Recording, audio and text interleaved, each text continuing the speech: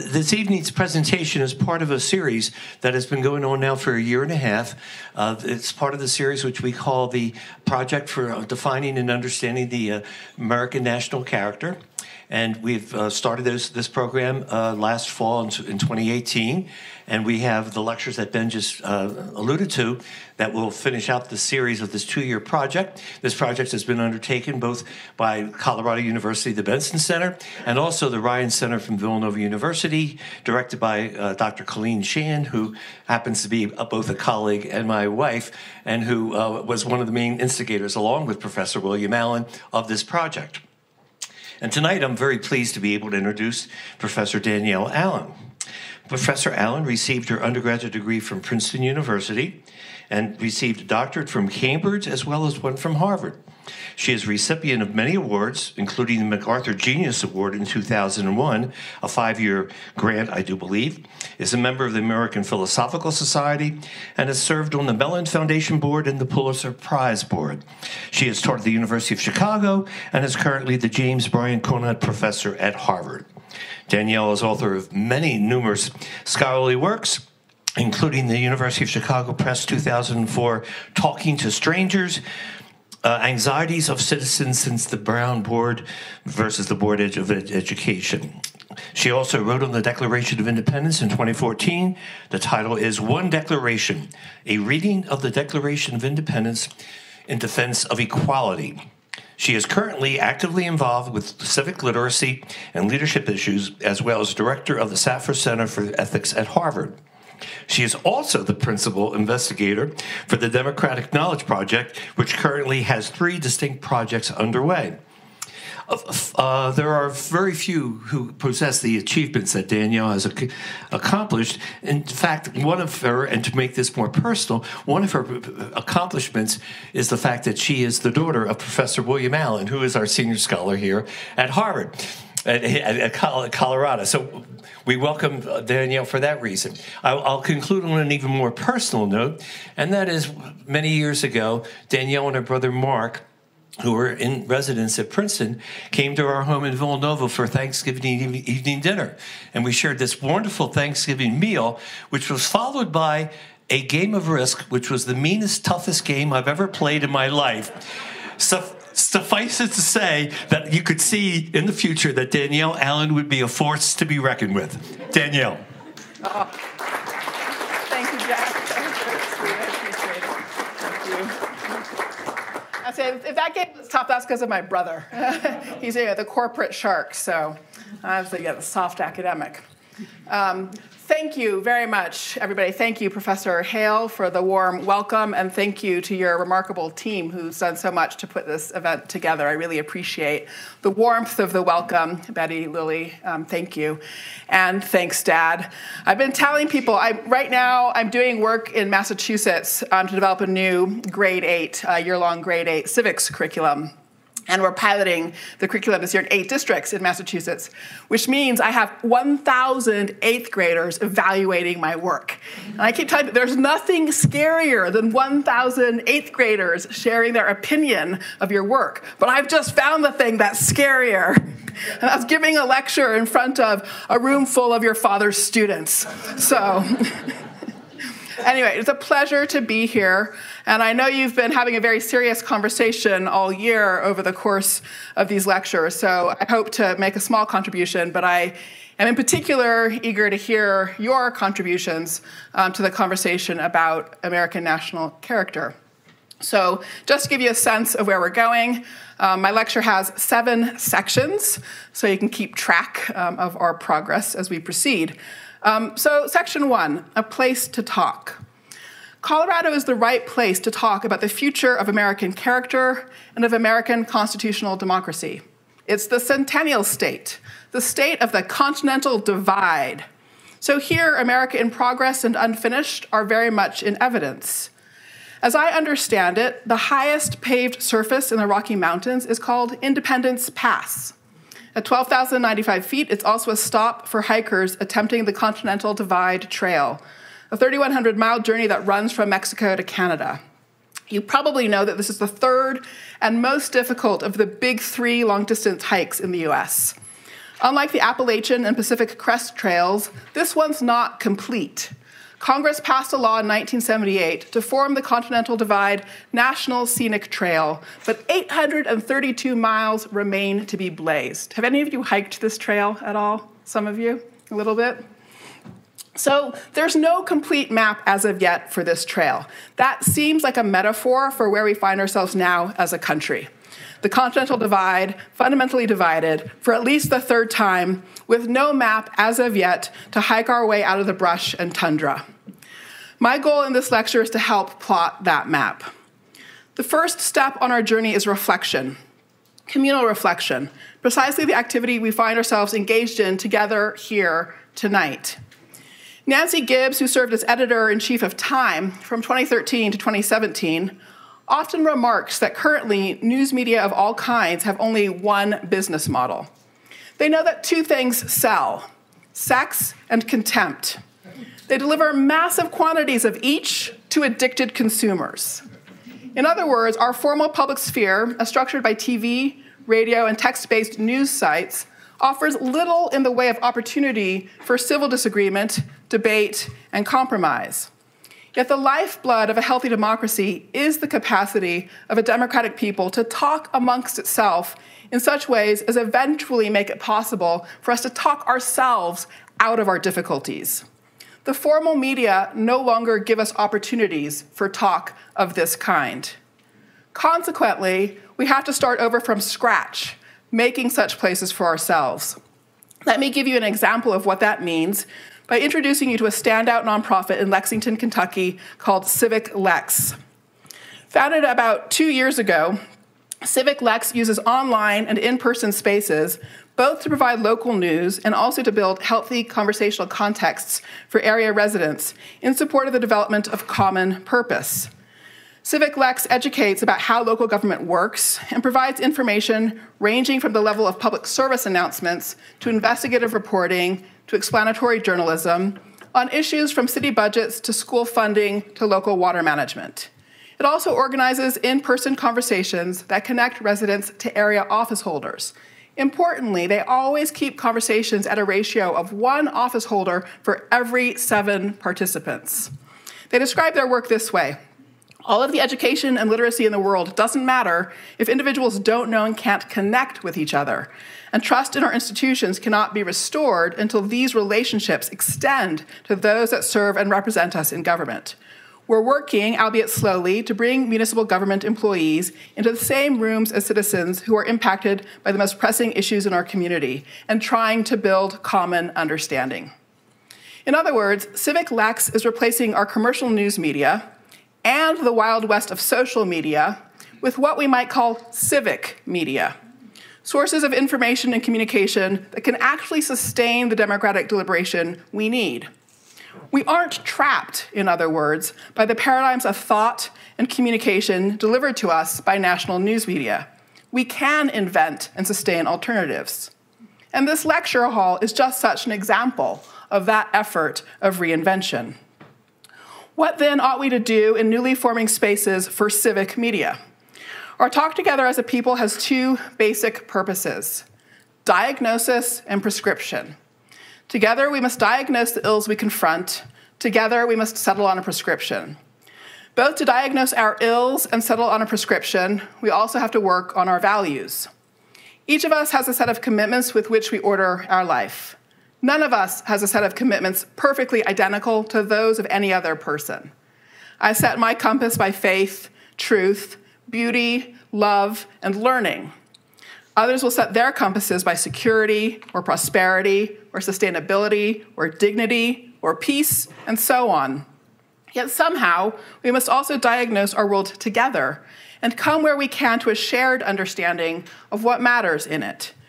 To do this, we have to link our personal values up with a set of shared values, the values of democracy, freedom, equality, liberty and justice for all, rule of law, constitutionalism, union, fairness, opportunity, truth, and reconciliation. We may each place different emphases on one or another of these terms, or understand the relations among them in different ways. Yet to work together to diagnose our circumstances, we have to make use of this shared vocabulary and find ways to link our more extensive personal commitments also to this smaller set of shared commitments. This lecture hall tonight is such a space of civic media for talking together in this way. My remarks will be just a conversation starter. What always matters most to me is the Q&A, the conversation we have after I've said my piece. If we're going to hike past or out of the continental divide, so to speak, we'll have to map the way out together. So, okay, on to broken democracy, section 2. When we build a space for civic media, like this gathering in this lecture hall, away from the hustle and bustle of our daily round of duties, and at a distance from the maelstrom of national politics, we follow in the footsteps of 12 men who made the trek from various parts of the eastern seaboard to Annapolis, Maryland in September 1786. Oops, there we go, to meet for 3 days at Mann's Tavern.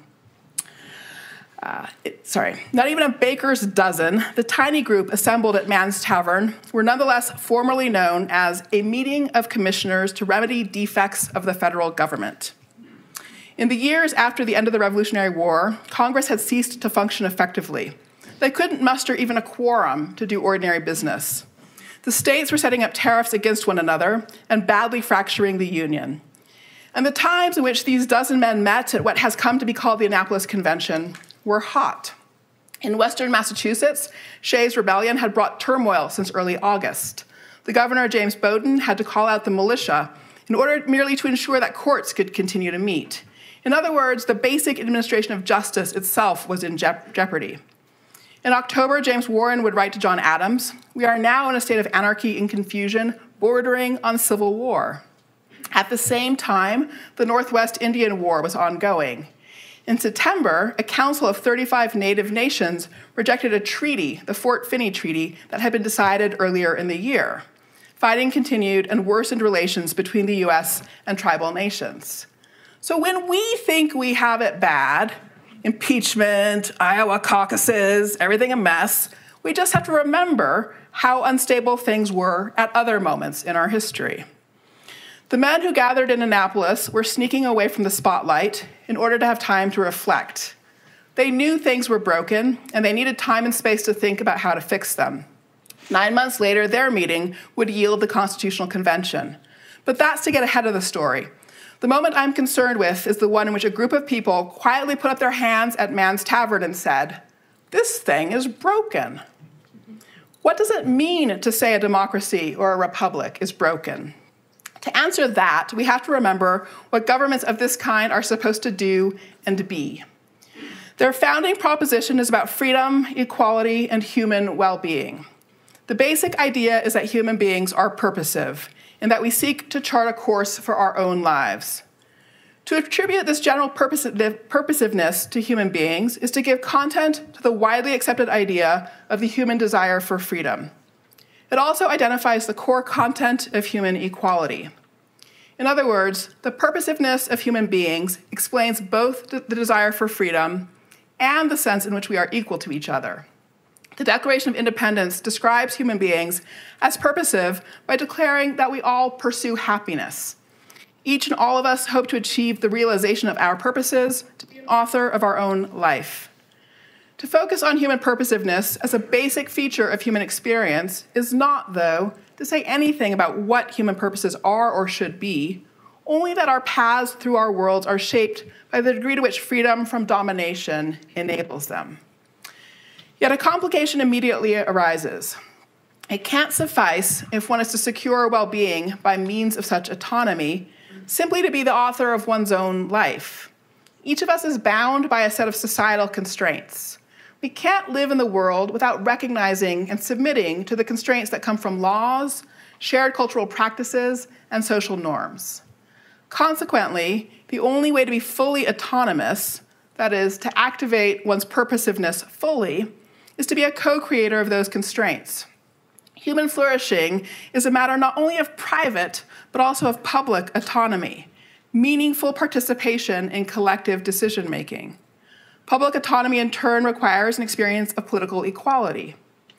In theory, the political regime type that provides this full opportunity for the development of human purposiveness, for the conjunction of freedom and equality is a constitutional democracy. A constitutional democracy develops a toolkit of majority rule and minority protecting mechanisms to deliver freedom through collective decision-making based on a foundation of equality. In other words, a constitutional democracy is a set of institutions through which we collectively channel our human purposiveness in order to recognize and secure our freedom and equality. If these institutions can't operate on their own or independent of human energy and skill, a healthy democracy depends on three things working together in a virtuous circle: political institutions, civil society, and political culture. By civil society, I refer to, with the phrase political institutions, I refer to all the institutions that we, the people, have set up together and own together. Our many legislatures at city, state, and federal levels, our executive offices, our judicial systems, and the many bureaucratic agencies that these have spawned. By civil society, I refer to all of the organizations and associations that subsets of us have set up and own together: clubs, schools, houses of worship, businesses, associations of all kind, online social networks, and so forth. By political culture, I refer to the norms, values, and ethical principles that establish guardrails for our participation, both in our civil society organizations and in our political institutions, and sustain our commitment to those institutions and organizations and to one another. For instance, an important norm in any healthy democracy is that no debate, no contest can ever be approached with a winner-take-all mentality. The whole point of a democracy is that those who lose out in a particular debate or decision need to consider it worth their while to continue to participate in collective decision-making.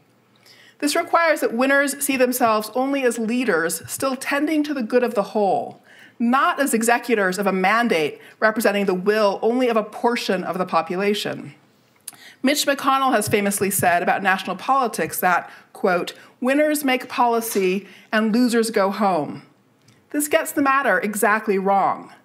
The right norm in a healthy democracy is that winners get to chair the meeting. They get to chair the committee meetings, but losers are still on the committee. The winners get the positions from which to guide and shape a decision-making process that includes everyone.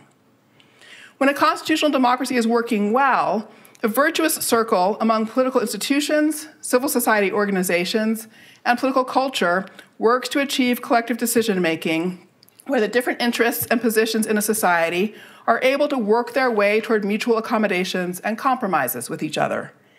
In other words, a healthy constitutional democracy depends on institutions, organizations, and the know-how and norms to use those and maintain commitment to them.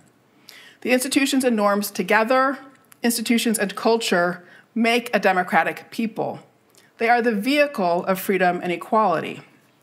Freedom, therefore, depends on preserving both the institutions and the culture. Freedom, therefore, also depends on unity, because it is only by preserving a single set of shared political institutions and a sustaining culture for them that we can make operative the vehicle of freedom. Okay? So the men who sneaked away to Annapolis did so because they knew their institutions were broken. Congress couldn't raise revenue to conduct any of the necessary national business. It couldn't even muster a quorum.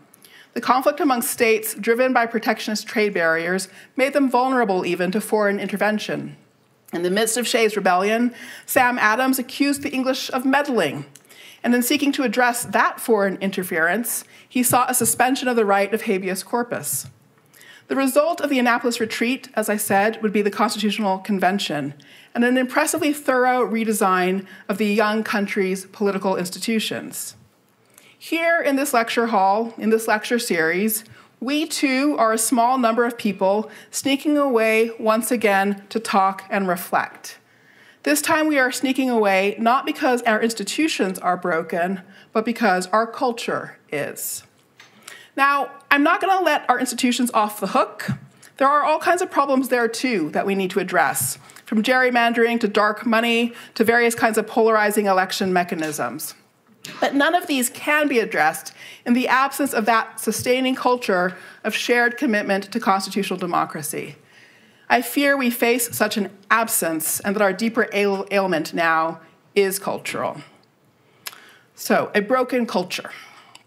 By now, we are all familiar with the litany of data points that underscore the brokenness of our political culture. So I'll just give you only a few. As recently as 2007, to quote a report, a majority of Americans trusted in the political wisdom of their fellow Americans. But since at least 2015, that confidence has turned to skepticism. And today, 59% of Americans have little or no confidence in the wisdom of the American people when it comes to making political decisions. We don't trust ourselves. We are also accustomed to laments about the decline in basic civic knowledge among Americans. For instance, the Annenberg Public Policy Center reported in 2016 that, quote, only a quarter of Americans can name all three branches of government. And, quote, nearly a third of Americans can't name any of the three branches of government.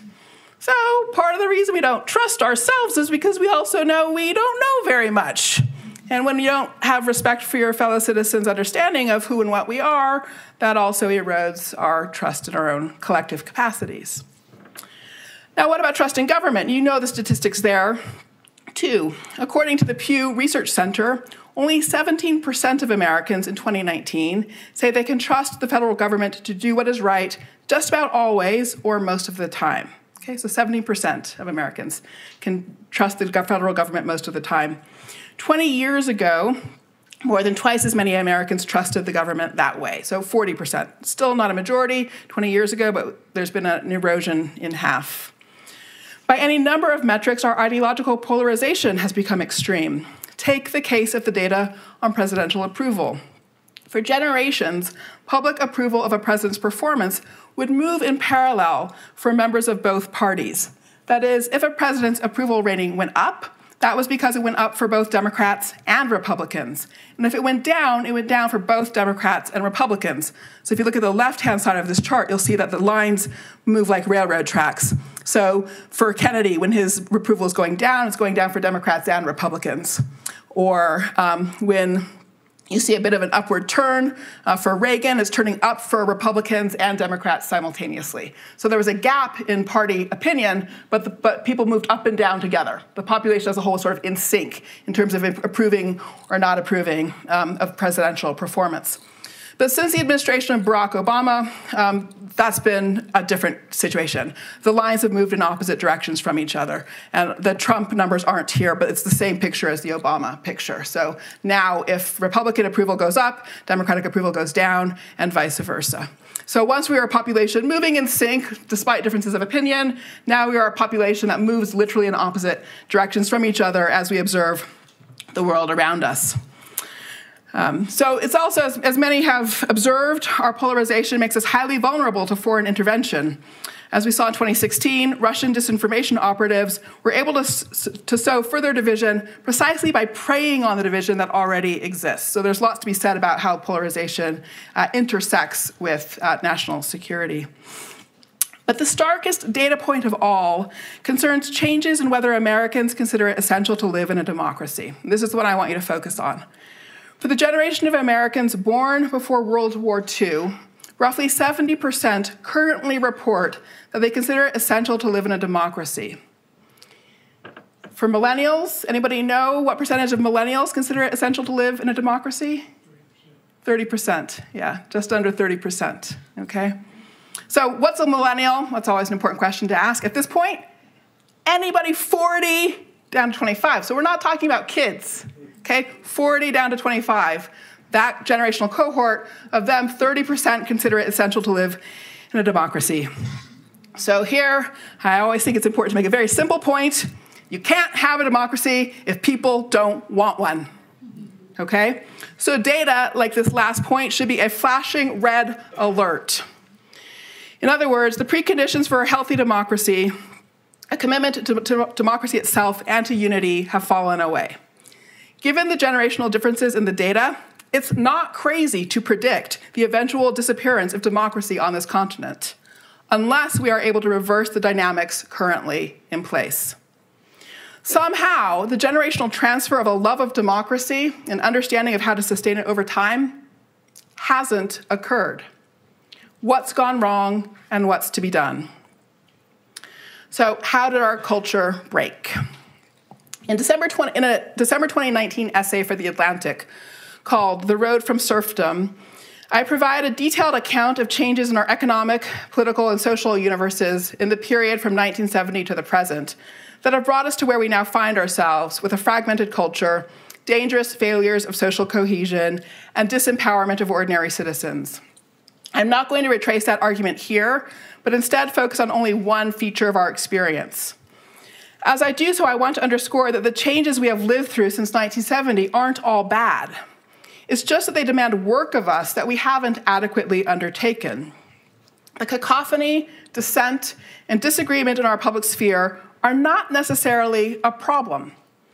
Despite the portrait I've painted of polarization, it's important to remember that the institutions and practices of democracy are built to handle and channel disagreement and debate. In one important way in particular, we should welcome the new noisiness of our public sphere. Our public sphere now has everybody in it for the first time in American history. Prior to the rights movements of the 20th century, any number of voices were blocked from significant participation in public debate, ethnic and sexual minorities and women, for instance. Relatedly, changes in immigration law in the 1960s brought us an influx of new voices to the American people. Our public sphere is full of disagreement, in great measure because voices formerly excluded are now in the debate. The clamor and clash of our contests is, in this sense, a victory. We have made ourselves a bigger people, a more capacious and sometimes contradictory people, but therefore also a more resourceful people. The question now is whether we can find our way to accommodations with one another so that we can birth for ourselves again a sense of shared fate. The trouble comes not from the cacophony itself, but from another historically parallel phenomenon. Alongside the rise in inclusion and with it our public noisiness, our country also experienced a decline in civic education. We downshifted from delivering 3 courses in civics to most high school students in the mid-20th century to now delivering 1 single semester course to approximately 85% of students, as lawyer and scholar Michael Rebell points out in his recent book, Flunking Democracy. He also reports that by 4 years after the implementation of the 2002 law, No Child Left Behind, a meaningful percentage of school districts had reduced social studies instruction in order to devote more time to English and math.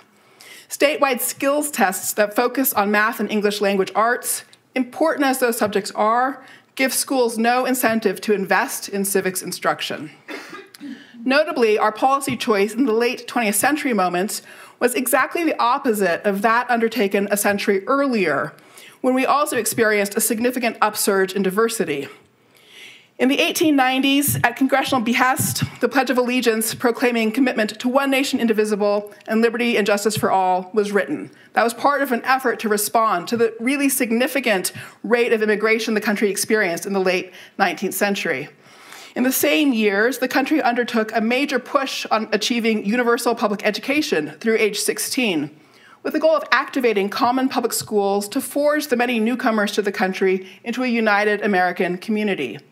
Indeed, only in 1918 did the country finally have universal public education through age 16. And this project of common schooling did help the country through a period of dramatic social change. Yet when we confronted an equally significant period of social change beginning in the 1960s and flowing through to the present, we responded in the opposite manner. Rather than doubling down on civic education, we took it apart piece by piece, disinvesting systematically across the late 20th century. Why? Here we come to the heart of the story, and I hope it will provide clarity about the work ahead of us. So this one I am provocatively calling How We Accidentally Lost the Cold War. Okay. So when issues of social fragmentation and polarization began to emerge in the 70s and 80s, we pulled back from civic education instead of reinvesting. Why? The answer lies in both our now decades-long transition to emphasizing STEM education and in our ideological polarization. With regard to the ever-increasing prominence of STEM education, the story goes back to the mid-20th century and the Cold War's impact on our view of education. Historians of education often refer back to 1957, when the Soviets successfully launched the world's first man-made satellite, Sputnik. They treat this moment as having sparked an intensive effort in the American educational landscape to build up scientific competitiveness to outpace the Soviet Union. But in fact, the transformation of the American educational landscape dates back even further, to World War II and the Manhattan Project. The Manhattan Project was a research and development effort spearheaded by the United States and the UK with the goal of beating the Germans in a race to build the world's first atomic bomb. The purpose was national security, pure and simple. Whichever side first achieved the scientific breakthrough could be expected to win the Second World War. The then president of Harvard, James Conant, was among the leading architects of the Manhattan Project. Scientists across the country, from Harvard to the University of Chicago to Berkeley and Columbia, were pulled into the work. The Los Alamos National Lab came into existence as part of this effort, and so did big science on university campuses across the nation. Scientific prowess was from this date forward understood as a cornerstone of US national security. When the Soviets successfully launched Sputnik in 1957, it was against a backdrop where scientific expertise and national security had already been tightly fused.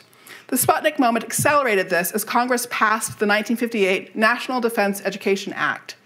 It resulted in more than $1 billion being directed to improving US scientific curricula. Then the 1983 Reagan-era report, A Nation at Risk, further spurred the view that the US was falling behind scientifically. It included the provocative summary sentence: if an unfriendly power had attempted to impose on America the mediocre educational performance that exists today, we might well have viewed it as an act of war. Tellingly, the commission that produced the report held hearings on science, mathematics, and technology education, and on education for a productive role in a productive society, but no hearings concerning the humanities, social sciences, or civic education. During the same period, the national security emphasis on STEM education was reinforced by an argument coming from economics that emphasized the importance of technological dominance to global economic competitiveness. In response, in 1986, the Reagan administration launched a National Council on Competitiveness to study economic challenges and opportunities and make policy recommendations. The work of this council, which is peopled by leaders across all sectors, including higher education, has also driven in the direction of deepening and improving STEM education. By 2007, when the National Academy of Sciences by 2007, when the National Academy of Sciences released another report, Rising Above the Gathering Storm, that report also emphasized the need for significant improvements in science and technology education. But by this point, the disciplines had already been consolidated under the umbrella of STEM, a concept that has been employed with equal gusto by education reformers and politicians. We can see the impact of that influential report in Obama's 2013 State of the Union address, when he announced a competition to, quote, redesign America's high schools. Rewards would go, he said, to schools that, quote, develop more classes that focus on science, technology, engineering, and math, the skills today's employers are looking for to fill jobs right now and in the future. Importantly, as we have invested in STEM education, we have eroded civic participation. This is true not only in the sense that funds and time have flowed into STEM disciplines, but not into the humanities and social sciences. It's also the case that STEM education itself appears to have eroded our civic capacity. There is a statistically significant difference between the rates of political participation among humanities and STEM college graduates, and those differences are mirrored actually in the K-12 space as reflected by SAT scores. And so what this graph is showing you is that increases in verbal SAT scores correlate with higher degrees of political participation, voting, writing letters to your editor, congressperson, and so forth, whereas higher math scores correlate with lower levels of participation. So this is not to say that STEM education has to correlate with lower rates of civic participation, but as we have been practicing it for the last few decades, it does correlate with lower degrees of civic participation. The better educated people are on the STEM front, the less likely they are to participate in our democratic government. So, over the course of this period, as investment in STEM education was increasing and preparation for civic life decreasing, the American population also became increasingly polarized. These two dynamics came together in 2009 and 10 when the National Governors Association sought to build a collaborative framework for educational excellence under the banner of the Common Core State Standards for Education. The goal among the governors was to reassert control over educational policy as against but to do so in a way that could combine state-level decision-making with national standards of excellence. The idea was that the states would themselves agree on a set of national standards, so there wouldn't be a need for the federal government to impose a structure from above. While the Common Core State Standards never achieved full participation by all 50 states, they did reach a maximum participation rate of 41, and they've had a meaningful impact on what's taught in the nation's classrooms. The initial goal was to generate standards for English language arts, math, and social studies. The first two efforts succeeded, the third failed. I think I'm going to try to stick with this, but thank you. Just leave it on and just put it on the desk so that it picks you up also. Okay. That's great, thanks. And they won't vibe and make everybody go, eh. If they do, we'll deal with that. But. Okay, thank you. Yeah. Okay. So the governors set out to build standards that they would share across the country.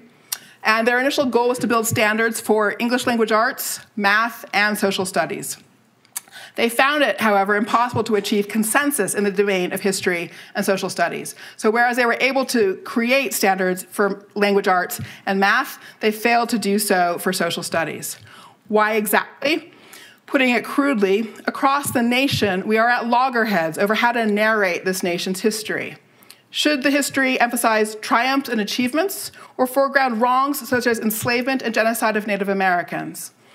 As historian Jill Lepore points out, beginning in the 1960s, historians in colleges and universities began working assiduously to make visible and hearable the narratives and voices of those long invisible and unheard in the common telling of American history: women, enslaved people, tribal nations, working class people. The result of decades of diversifying the objects and sources of historical inquiry is a much richer basis for understanding and narrating the American story. But as Lepore puts it, the historical profession has also largely abandoned the task of gathering up all the vivid, colorful, diverse threads of American history to tell an integrated story. Into the void left by professional historians, who are now largely reluctant to narrate a sweeping national history, ideologically inflected stories have filtered instead, stories that partisans use to arouse and affix factional interests and allegiances. These ideologically driven approaches to history created a political context for decision-making around social studies that was too complex to navigate.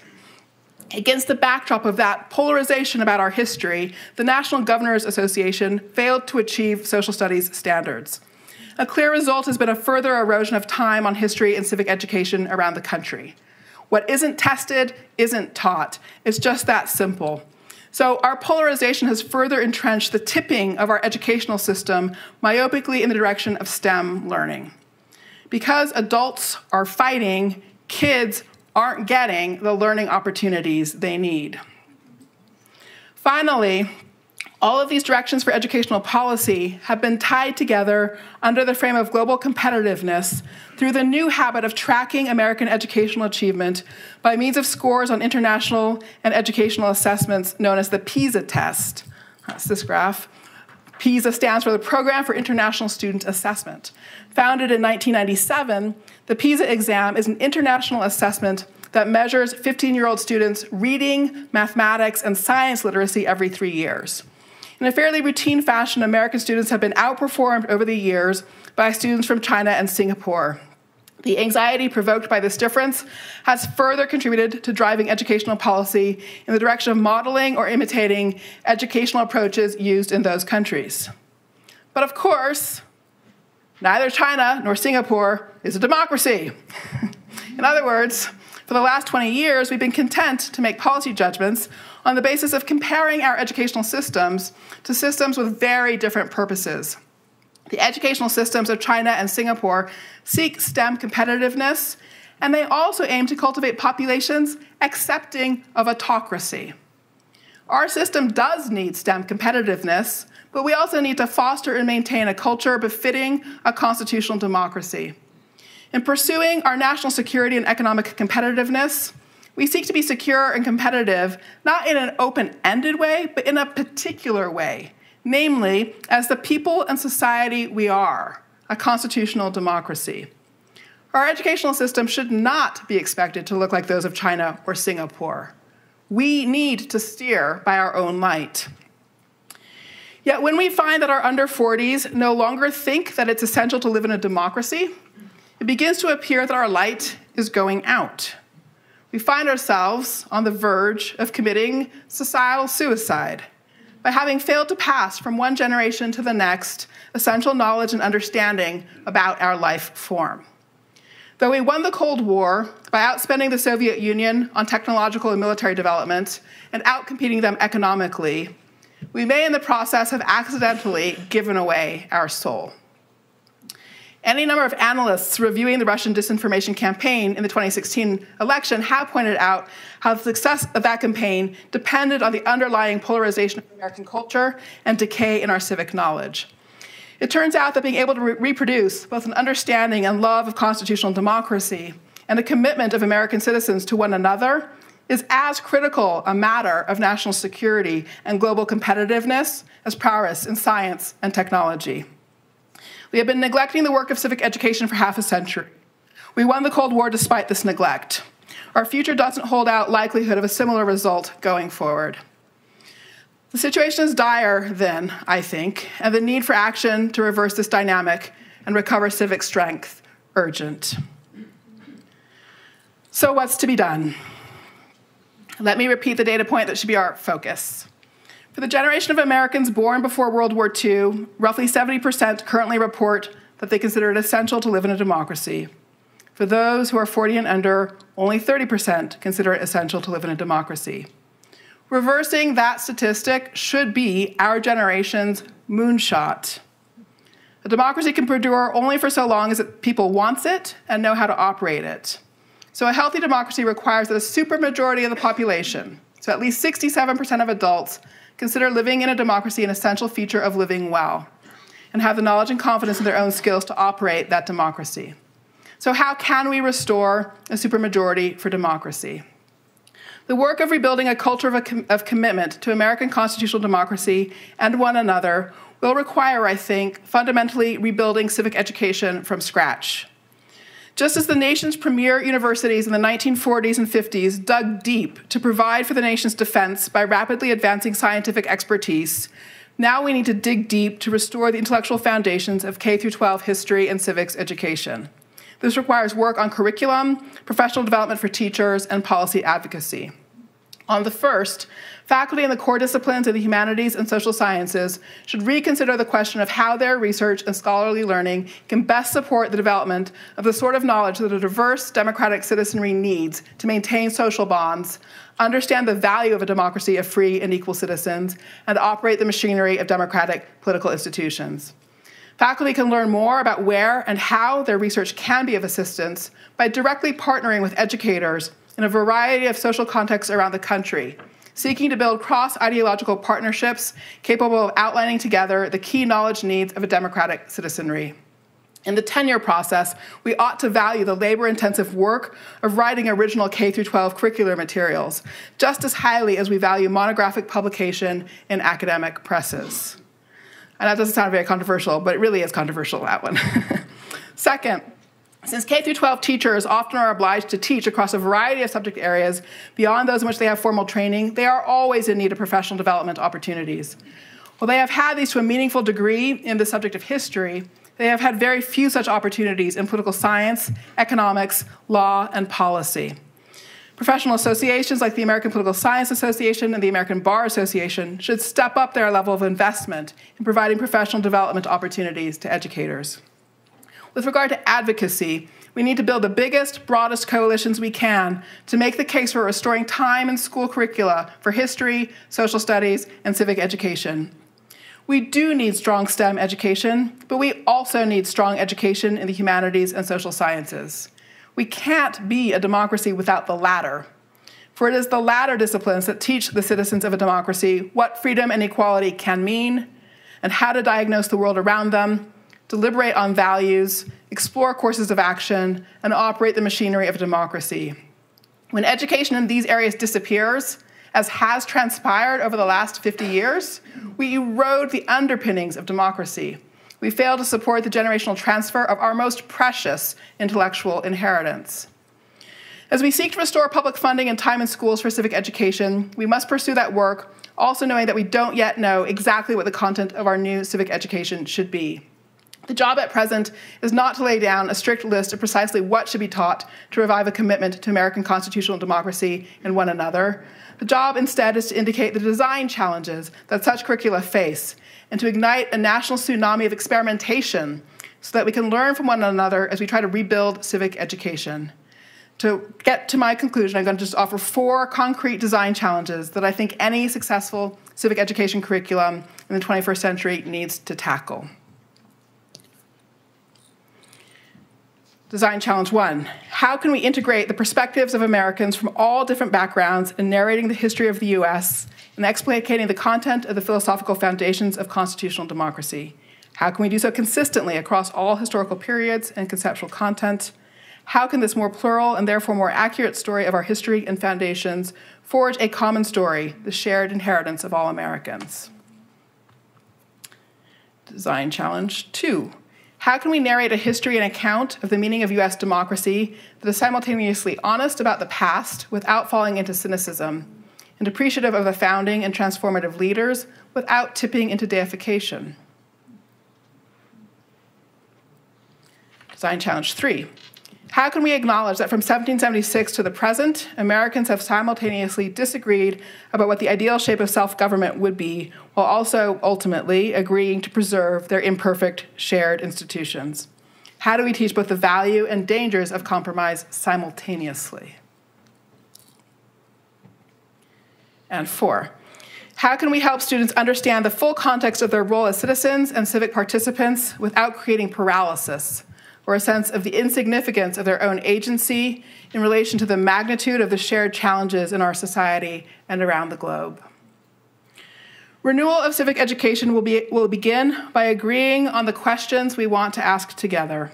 If we can agree on a set of starting questions, we can work together again to build the education we need to sustain American constitutional democracy. Thank you.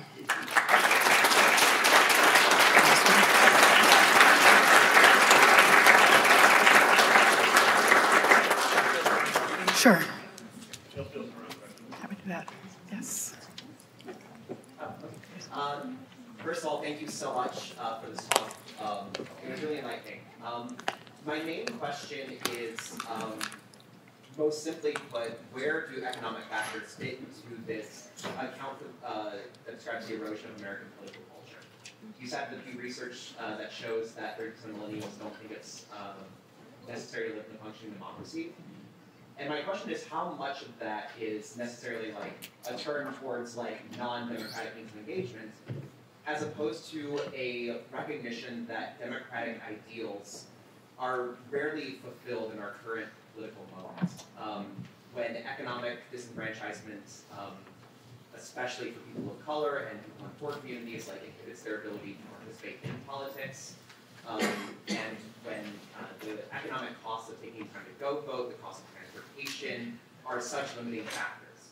And especially when you consider like older generations, I'm thinking of like baby more specifically, growing up in the era of FDR's reforms that have brought us closest to like a welfare state that the U.S. has ever seen, compared to millennials who have grown up post the deregulation and neoliberalization that we've seen under Reagan and Thatcher. So there's a lot in your question, a lot of really a lot of really important material.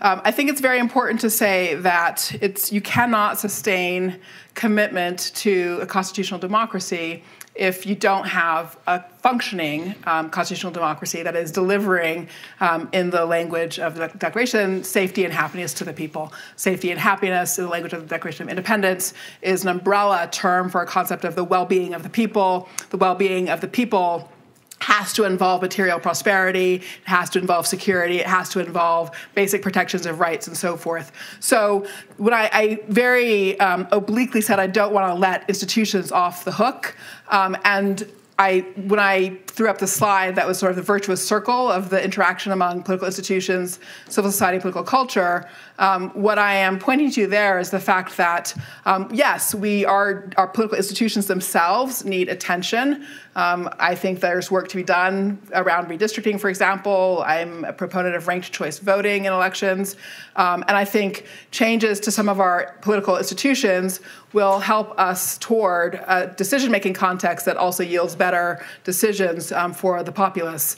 I think the question of economics specifically is an extremely complicated one. There, I tend to be as much concerned about the removal of economic decision-making from Congress and the placement of economic decision-making in the hands of sort of more or less technocratic economic elites. So there's a lot to be said about the way in which our institutions don't function to maintain the primacy of the legislature, which expresses the will of the people in our system. So anyway, long answer. Short of it is that, yes, we need attention to our political institutions and their capacity to deliver effective decision-making for the people that delivers safety and happiness for the people as a whole. That has to be a part of the conversation, too. My piece of the conversation is just about the sort of cultural underpinnings that, from my point of view, would be necessary to achieve any kind of broader reforms. Sure. Let's see, here. Yeah. Thanks for coming.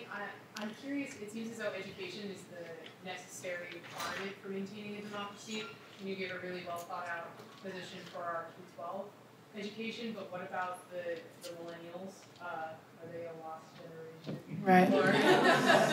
Well, no. I think adult education is a part of what we need in the civic education space. That is to say, we've literally had a void in civic education. We have had a void for several decades, and we need to address that in some sense retrospectively, as well as designing a stronger civics, social studies, and history education in the K-12 space. So, I think that's I gave you the example of Civic Lex at the start of my lecture, and I think there are lots of really good examples of civil society organizations that are trying to do that work of rebuilding an education that people didn't get along the way. And so I encourage experimentation. I encourage everybody to sort of pitch in and figure out how their civil society organizations could contribute to rebuilding these intellectual and cultural foundations for sustaining democracy. Yeah. I'll just reiterate and say thank you for your talk. I thought it was great. I thought particularly your 4 questions at the end of the common ground, the starting point that we need to get to in order to move forward to solve this. But it seems to me that to get to that point, it's going to be difficult because there's a significant portion of the country that sees public education as very slanted to one side. And so I guess my question is, first, how do you ensure that it doesn't become like that? And also, how do you ensure that these people are convinced that it's not like that? So when I made the comment about the importance of academic historians and political scientists and legal scholars and so forth pitching in and digging into the creation of K-12 curricula, I remarked that they should do so by partnering with educators and by self-consciously seeking to build cross-ideological partnerships.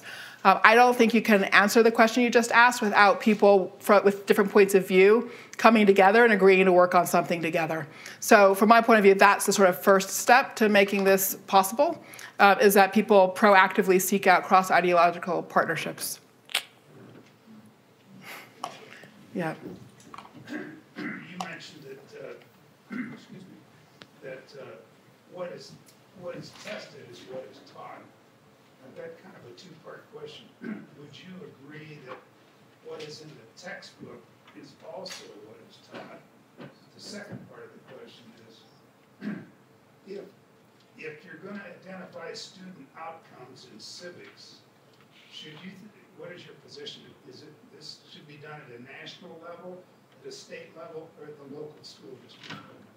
So those are terrific questions about the mechanics of our educational system and how sort of, in some sense, small policy decisions can have ramifying effects.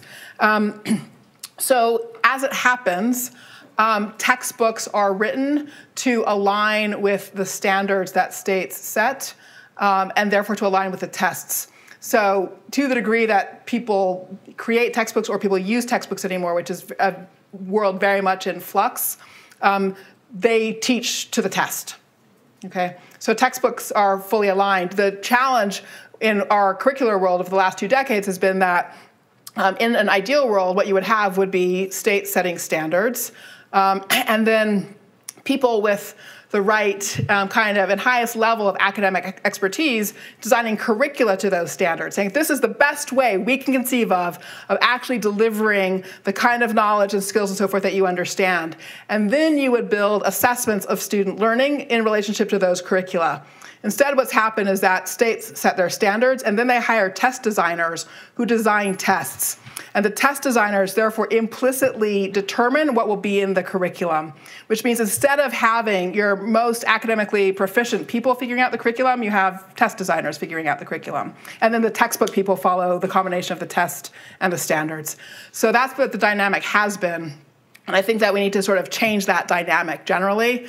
I do think assessment and accountability matter if the public is paying for education. The public has a right to hold the educational system accountable. So it's not that I am against testing, actually, although I think confining it, constraining it, and changing the relationship between the tests and the curriculum is a really important thing. But to your second question, for the civics work that we do, we start from a principle of diversity, actually, that we think is really important, and more so in civics than, say, STEM education, that communities around the country own their civics education, and so that you should expect civics education to look different in different states around the country. So no, I don't think the answer is national. I think you can set standards of practice, of professional practice, what counts as high caliber design of a curriculum, what counts as high caliber creation of an assessment protocol in relationship to high quality curriculum. And we should expect states broadly to be using those kinds of standards, but then in terms of the full range of the content that's taught, that I think we should expect to see great diversity and honesty. Yes, first row. I have several questions. I think I can pack them very fast here, which is, first, might there be better systems of delivering this information than a classroom? So I'm thinking about animations, about theater, about music, about other forms of reaching people. And so that's the first one. The second one is, might we not need to mobilize psychotherapists to get people into these groups and or is there some unit of society that is actually really, really good at convening and getting people past their defensiveness? And then my third thing, which was, where did that go? Maybe we'll say that I had those two things. So. No, those are great questions. Actually, on the second question, I can refer you to an already existing organization called Better Angels, which was in fact founded by a psychotherapist and is now all over the country, and it does a remarkable job of bringing people in particular communities together to work on common problems coming from different perspectives. The particular instance that I knew of was work they did in Minneapolis that put police officers and members of minority communities in Minneapolis together in problem-solving spaces over time, and starting out with relationship building and then working towards problem-solving around community policing. Anyway, they work on college campuses too. At this point, they're sort of, people reach out to them for assistance. With regard to your first point, I think the thing I would want to say there is that in civic education, it's not just content, but also instructional methodologies that matter. Because being an effective citizen, having confidence in your skills as a civic participant isn't just about what you know. It's not just about information and stuff. It's also about what you can do. So it is about common things like critical inquiry and investigating issues and being able to speak up in public and speak on behalf of your arguments. It's about being able to listen to other people and hear the case they're making and try to identify potential bridges and points of connection. So there's a list of skills that go with effective democratic citizenship, and one wants instructional methodologies that bring those to the fore. So one wants to include classroom debate and discussion around controversial issues, and one wants to include inquiry-based learning where people are investigating particular questions and so forth. I could go on. It doesn't really matter in a certain sense whether it happens in the classroom or through other kinds of modes of instruction, online, community-based spaces and things like that. What matters is that those practices be part of the instruction. And I remember my third, and it's really important, which is the outreach to our brothers and sisters in science. What do we do for them? We cannot leave them. Yes. No, I think that's hugely important. And I think that they should be invited to reconsider how they approach STEM education so that they can do STEM education in ways that are supportive and sustaining of civic preparation and don't erode it. Yeah, I agree. Yes. Let's come up to the very front here. Yeah. Well, first off, I teach civics, so I'm very excited to start teaching. Great.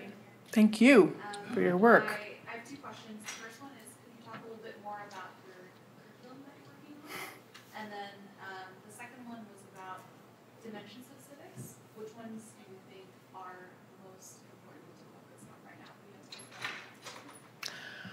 Oh, goodness.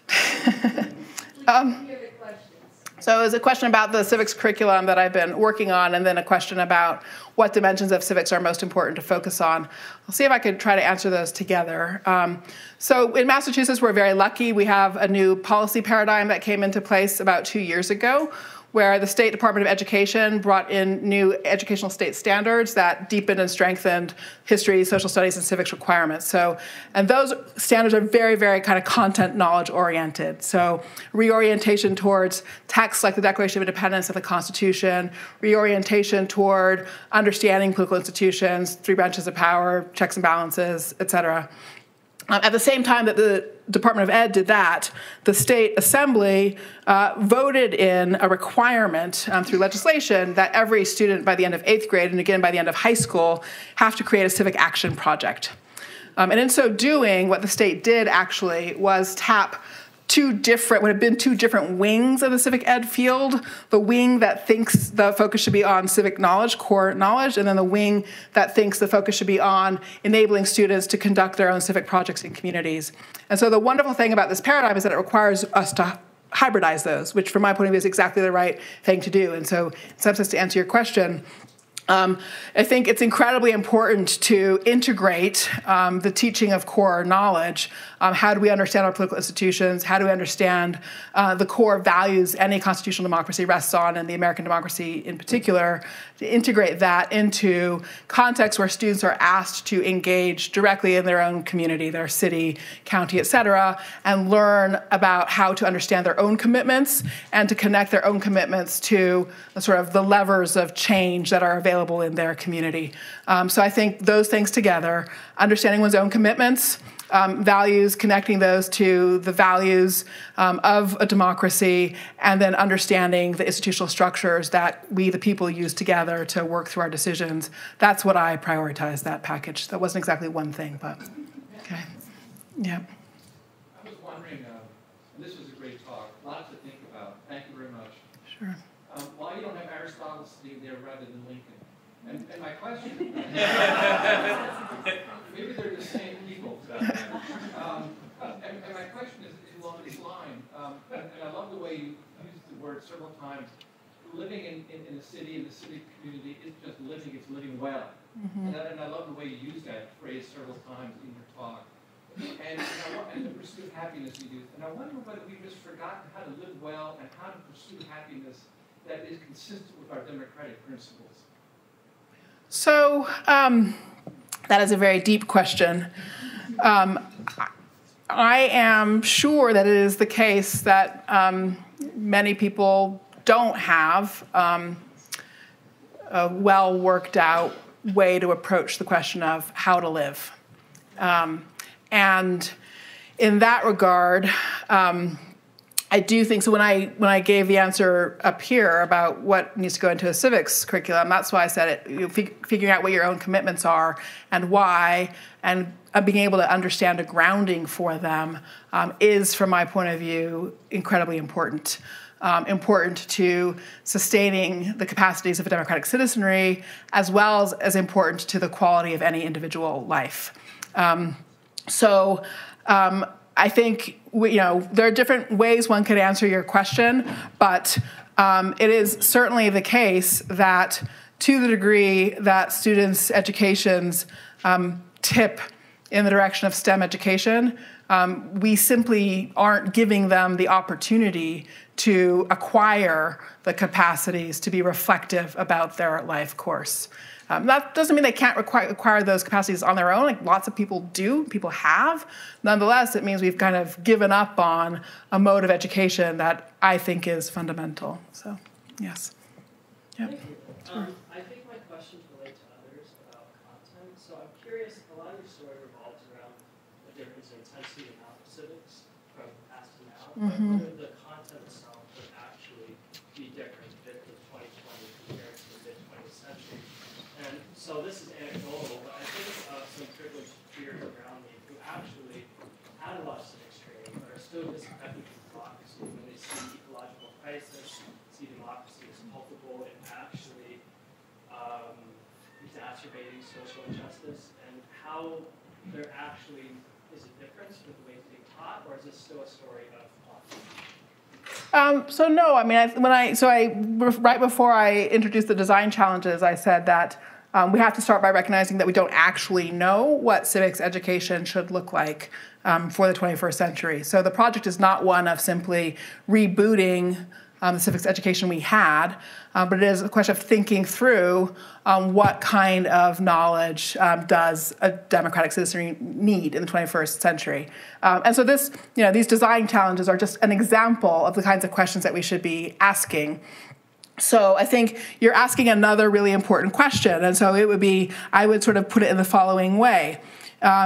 If you're thinking about civic education and you're wanting to help people think through the worth of democratic institutions, how do you also address key evident challenges attached to them, right? So you're pointing, for example, to climate change and the view, the understanding that the sort of structure of democratic governance looks like it's out of sync with addressing a global problem. Democracies are connected to nation states, climate's a global issue. There seems to be a kind of non-alignment between the structure of the problem and the governance methods we have for addressing them. So I think there's a long conversation to be had about the relationship between democracy and climate change. I don't think that the relationship is as dire as your question suggests. So that's a sort of debate, but I think the important thing you're saying for civic ed is that as we teach about democratic institutions, there's two things that we have to teach about them. One is about the importance of their ongoing revisability, right? So the institutions that were designed in the Articles of Confederation were not up to scratch, and they had to be redesigned. The institutions that were designed in the Constitution also in various ways are under strain. I'll just give you one very concrete example of what I mean by that, which is to say, if you think about the institution of representation, and the problem, it was supposed to be part of the solution to the problem of faction, right? You sort of think about Madison's Federalist 10, and we take the question of what is faction, what do we do about it? Can't get rid of faction because that, you'd have to suppress freedom to avoid faction. We don't want to do that. So given that we're going to have disagreements and so forth, what are the solutions? It's actually a two-part solution. So representation, the notion that well-chosen representatives or reasonably well-chosen representatives will help filter views and get us to a more moderate place, was a part of the solution. But the other thing that Madison was relying on was literally the geographic size and dispersal of the country, and the fact that people would have to go through representatives to get their views into the public sphere, okay? So our entire representative system was designed with the premise that geography would be a forcing function, making representation work, all right? So social media have knocked one of the pillars of our system out of existence, okay? So we actually have a redesign question. We have to rethink representation to do the thing it's supposed to do under new circumstances. The fact that democratic institutions should be open to redesign in this kind of way should be a part of civic education, right? So then when you say, okay, but it's not dealing with this pressing challenge of the safety and happiness of the people, the question should be, well, then how do we redesign these institutions so that we can preserve free self-governing vehicles as the way in which we address problems of this kind? Does that make sense? Okay, sure, thank you. Let's see, I've been over here for a spell. I feel like I need to, I'll come here and then back up to you, okay? And then somebody's going to have to tell me when I'm supposed to, okay. Some states, families are not permitted to go to school of their choice. Right. In some states, teacher unions, which I think were designed initially to help teachers and then eventually help the students, somehow in some states have gotten in the way where they have become all wonderful and the students still, their needs are not being met. How do you see getting through all that to get back and provide some education in civics? Right now, teachers are overwhelmed in some states. There's only so much time. They can't do it. Yes, I mean, the time is a critical thing, and that's where they need the support of state-level policy. They need the support of superintendents and things like that. So the Massachusetts example I just provided is an example of broader support for teachers in making time available. So people are making choices that make it possible. But I will say, I think something important to say out loud. So I have worked across public school contexts, charter school contexts, and so forth. And I find good teachers who are effective at change in both contexts. And for whatever it's worth, I think the data generally supports that too, that there's good and bad in both worlds, the public school world and the charter school world. So I, for one, am for pulling together and for not starting from the view that either category of schools and teachers are actually an obstacle. I have found it's been for me an amazing experience working with teachers across these contexts to find how much we can get done. So I just want to say that out loud. It's important to say. I'm thinking more of a teacher group and the donations to politics. And if you have some states that are one-sided and don't want to compromise, how do we? I think teachers are working really hard on trying to recover space for civics. So they're looking for allies, and I think that's true for teachers across contexts, in all honesty. They just need help. They just need support from people outside of schools. But actually the will is there among teachers, in my experience. Yeah. I remember you mentioned that ideological stories around U.S. history have taken over. How do you recognize these stories, break them down? And does it take a cross-ideological partnership to do that? You said, does it take a cross-ideological partnership to do that? It does take a cross-ideological partnership to do that. I think I'll just answer the question that way. I think you answered your own question, in fact, right? Which is to say, people don't always see what's partial about their view, but somebody else can tell them. And so if you have cross-ideological partnerships, those things become more visible. So I'll just give you one of my favorite examples that comes out of a collaboration, a sort of national policy collaboration, trying to answer the question of what should be national, what should be sort of state-specific and local and regional. And we have built a cross-ideological partnership in doing this work. And the first thing we had to work out, okay, was how we would describe the work. In the sense of, were we educating for a democracy or were we educating for a republic? And I mean, to speak about polarization, this country is divided on the question of what we should call ourselves, democracy or republic. And yeah, because really people can come to blows over the question. And there are states where you're not actually allowed in the curriculum to say it's a democracy. You have to use the word republic. All right, so it's at that level of division. And so we hashtag, why do some people like democracy in particular? Because it puts the emphasis on the concept of the people and participation, etc. Other people like the concept of republic because it puts the emphasis on order, rule of law, constitutionalism. And we realize we value both things, actually. Both sides value both of those things.